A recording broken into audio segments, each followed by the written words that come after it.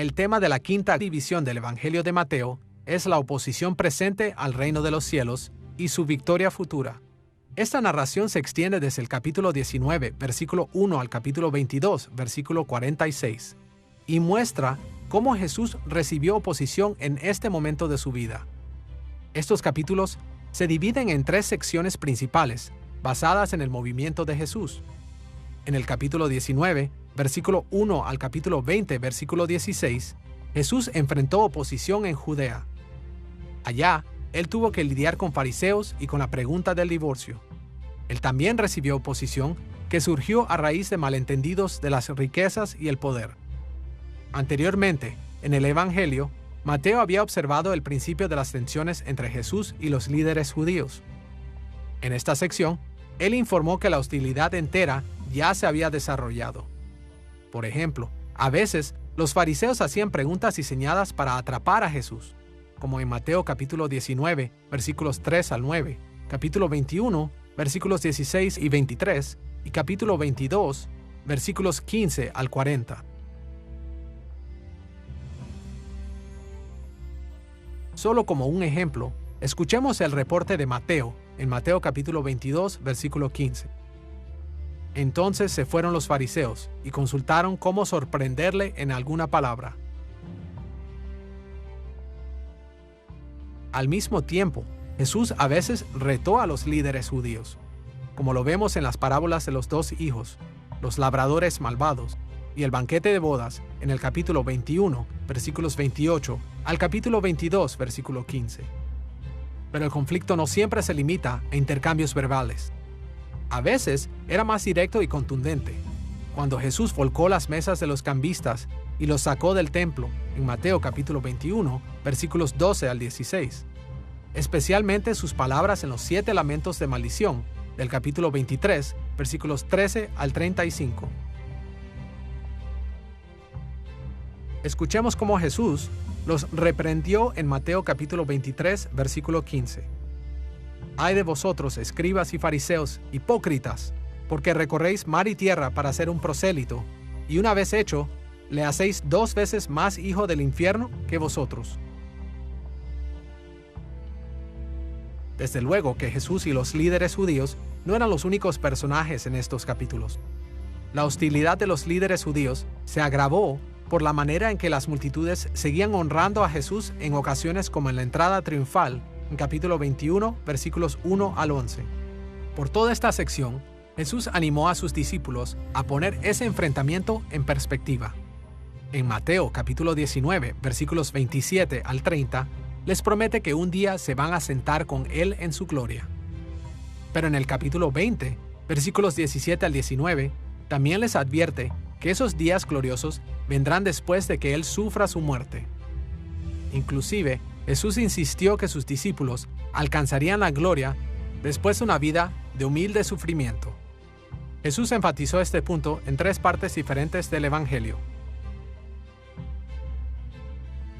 En Mateo capítulo 19, versículo 30, Jesús dijo: muchos primeros serán postreros, y postreros primeros. Luego, en Mateo capítulo 20, versículo 16, Él dijo: así los primeros serán postreros, y los postreros primeros. Y repitió esto en Mateo capítulo 20, versículos 26 al 28, diciendo: el que quiere hacerse grande entre vosotros será vuestro servidor, y el que quiera ser el primero entre vosotros será vuestro siervo. Como el Hijo del Hombre no vino para ser servido, sino para servir y para dar su vida en rescate por muchos.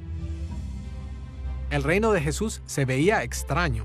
Sus seguidores sufrirían, y el mismo rey de Israel sería asesinado por la gente de Israel. Una derrota aparente vendría antes de la victoria.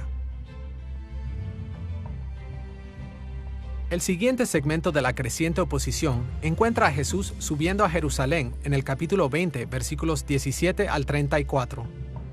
Jesús lo dijo claramente que Él iba a Jerusalén a sufrir y a morir. Él solo recibió resistencia de la madre de 2 discípulos, quien buscaba autoridad para sus hijos en el reino. Luego, Jesús fue bienvenido por las multitudes en Jerusalén, al cumplir la profecía del Antiguo Testamento de su entrada triunfal. En el siguiente segmento, en el capítulo 21, versículo 12, al capítulo 22, versículo 46, Jesús enfrentó oposición al moverse dentro y fuera de Jerusalén, así como en el templo. Él sacó a los cambiadores de dinero y contó parábolas que advertían acerca del juicio venidero de Dios. Más aún, Jesús y los líderes religiosos disputaron teológicamente acerca de los impuestos para César, la resurrección de los muertos, el mandamiento más importante y la pregunta de quién era hijo del Mesías. Pero Jesús lidió con sus oponentes tan bien que leemos estas palabras en Mateo capítulo 22, versículo 46. Y nadie le podía responder palabra, ni osó alguno desde aquel día preguntarle más. Habiendo visto la narrativa de Mateo acerca del incremento de la oposición al reino de los cielos, ahora observemos el discurso que lo acompaña. Esta sección se extiende desde Mateo capítulo 23, versículo 1, al capítulo 25, versículo 46. En este discurso, Jesús describió la victoria futura del reino de los cielos. Esta sección comienza con los anuncios de los 7 lamentos contra los oponentes de Jesús en Mateo capítulo 23, versículos 1 al 38. Este discurso se enfoca especialmente en los fariseos, sus falsas enseñanzas, su abuso del pueblo de Dios y sus hipocresías. Cerca del final del discurso, Jesús resume los sentimientos sobre Jerusalén de esta manera en Mateo capítulo 23, versículos 37 y 38. Jerusalén, Jerusalén, que matas a los profetas y apedreas a los que te son enviados. ¿Cuántas veces quise juntar a tus hijos, como la gallina junta sus polluelos debajo de las alas, y no quisiste? He aquí vuestra casa os es dejada desierta. La próxima sección del discurso de Jesús es llamada a menudo el Sermón del Monte de los Olivos, y aparece en Mateo capítulo 24, versículo 1 al capítulo 25, versículo 46. Se le llama así porque Jesús habló estas palabras en el Monte de los Olivos. El sermón puede ser dividido en 3 secciones principales. En el capítulo 24, versículos 4 al 28, Jesús describió los dolores de parto de esta extraña época en la que el reino de los cielos había venido a la tierra, pero que todavía no se había manifestado en la plenitud de su poder y gloria. En el capítulo 24, versículos 29 al 31, Él habló de la totalidad del reino, viendo el día en el que el Hijo del Hombre vendría en las nubes y el reino de los cielos llegaría con todo su poder y gloria. Luego, en el capítulo 24, versículo 32 al capítulo 25, versículo 46, Jesús exhortó a su pueblo a esperar cuidadosamente el día de la gloria venidera, porque nadie sabe cuándo será. Respecto al regreso de Jesús, Él fue intencional y se aseguró de que no tratáramos de precisar el tiempo más de lo que deberíamos. Él dijo que nadie sabe ni el día ni la hora de su regreso. Incluso Él mismo en su naturaleza humana no sabía el momento de su regreso. Así que especular y pensar que podemos acertar es simplemente desobedecer a Jesús. Sin embargo, no queremos decir que no debemos anticipar, esperar e incluso buscar las señales de que su regreso está cerca. El objetivo principal de enseñar acerca de la segunda venida de Cristo en el Nuevo Testamento es primordialmente para tranquilizarnos, darnos ánimo, esperanza, para que vivamos santamente y esperemos el regreso de Cristo. Y aunque no sepamos el tiempo exacto, debemos estar listos para que en cualquier momento Él regrese, para que le podamos saludar con entusiasmo y alegría. Debemos tener completa confianza en que Él va a regresar. Debemos tener completa confianza en que Él viene otra vez y que culminará todo lo que Él ha comenzado. Debemos ser fieles. No deberíamos ser un tipo de espectadores como en Hechos capítulo 1, cuando Jesús se fue y ellos voltearon hacia el cielo. El ángel les dice, ¿por qué están mirando al cielo? Deberían estar pensando en llevar el Evangelio a todas las naciones. Él va a regresar, pero debemos ocuparnos en llevar a cabo la gran comisión.